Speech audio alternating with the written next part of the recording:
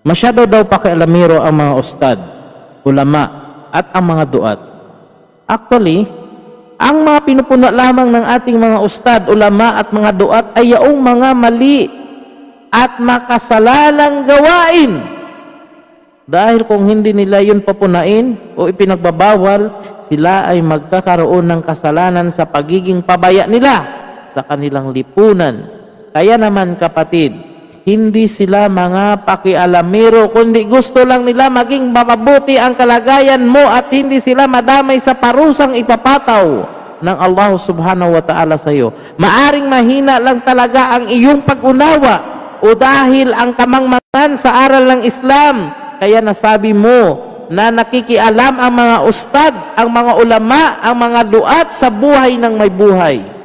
Sinabi ng Allah subhanahu wa ta'ala, at ingatan ninyo o kayong mga mananampalataya ang pagsubok at kahirapan na tinatamaan ng sinumang masama at iba, at hindi lang sa sinumang gumagawa ng masama o hindi lang sa mga makasalanan ang pinaparusahan o sa sinumang tuwirang gumagawa ng pagkakasala, kundi mapapahamak kahit ang mga mabubuting tao na kasama nila. Kung may kakayahan ang mga mabubuti na pigilan ang kasalanan, subalit hindi nila ito ginawa, dapat na mababatid na ang Allah subhanahu wa ta'ala sa katotohanan ay ang syadidul iqab, matindi ang kanyang parusa sa sinumang lumabag sa kanyang ipinag-uutos at sa kanyang ipinagbabawal.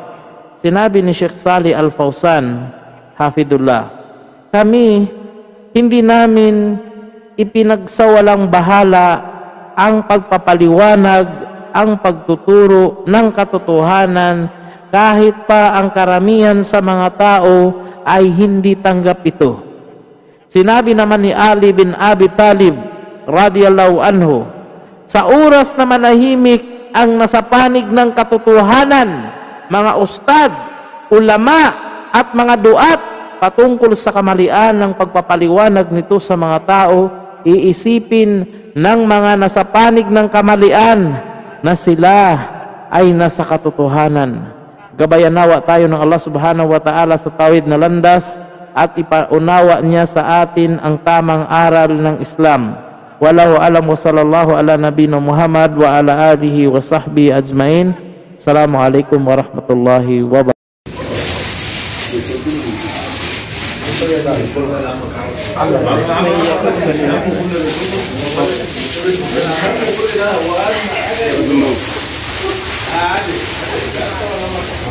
أنا